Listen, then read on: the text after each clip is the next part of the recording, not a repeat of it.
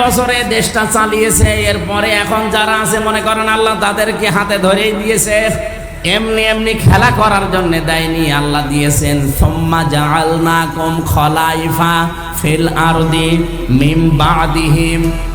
এদের পরে এই দায়িত্বটা আল্লাহ আপনাদের দিয়েছেন লিনানজুরা কাইফা তা'মালুন, আল্লাহ দেখতে চায় যে তোমরা কেমন কাজ করো। 50 বছরে কেউ তো আল্লাহর আইনগুলো একটাও প্রতিষ্ঠা করলো না। এখন যারা আছে 20 বছর মনে করেন একাধারে থাকবে, অন্তত লিনানজুরা কাইফা তা'মালুন, এরা কি কাজ করে আল্লাহর আয়াত নিয়ে, আল্লাহর কোরআন নিয়ে, আল্লাহর বিধান নিয়ে খেলাফতের দায়িত্বটা খলিফা হিসাবে কেমন করে পালন করে, এটা আল্লাহ দেখতে চান। আর ক্ষমতার মালিক আল্লাহ বলার পরে আল্লাহ ছেড়ে দেননি, আল্লাহ পরের শব্দে দেখেন তুযিল্লু মান তাশা ওয়া তুইজ্জু মান তাশা বিয়াদিকাল খায়র ইন্নাকা আলা কুল্লি শাইইন কাদির। আল্লাহ কাউকে ক্ষমতায় বসিয়ে সম্মান বৃদ্ধি করে দেন, কাউকে ক্ষমতার চেয়ার থেকে নামিয়ে তাকে বেইজ্জতি করেন।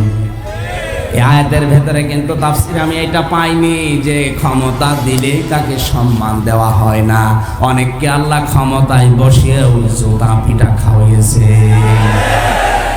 বুশ কথা বলে না কেন?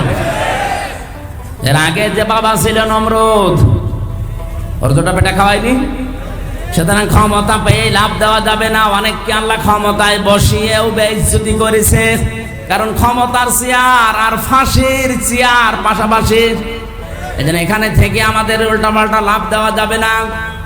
খলিফার দায়িত্ব কেমন করে পালন করা লাগে, এক একটা কথার ভেতরে আমার মনে হয় লক্ষ লক্ষ কথা লুকিয়ে আছে। যত গবেষণা করবেন, যত টান দেবেন, নতুন তথ্য পাবেন আপনি। হযরতে ওমর আমাদের পূর্বপুরুষ, তিনিও খলিফা ছিলেন নাকি ছিলেন? বলেন বলেন। খলিফার দায়িত্ব ন্যায় বিচার করা, কেমন ন্যায় বিচার করেছিলেন?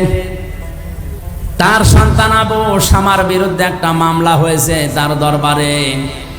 হযরতে ওমর বাড়িতে আসার পরে দেখলেন আবু শামা খাবার খাচ্ছে, ডাক দিয়ে বলে, আবু শামা জলদি খেয়ে নাও, তোমার একটা বিচার আছে।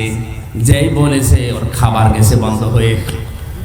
ডাক দিয়ে বলছে, আব্বা আপনি বিচার করেন, আমার আর খাওয়া লাগবে না। বাবাও যেমন সন্তানও বানিয়েছিল এরকম, আর আমরা বাবাও যেমন সন্তান এরকম 2 নাম্বার। কথা বলা লাগবে। এমন সন্তান দুনিয়ায় রেখে যাচ্ছে, নিজে লাল পানি খেত, আরে বাবা খায়।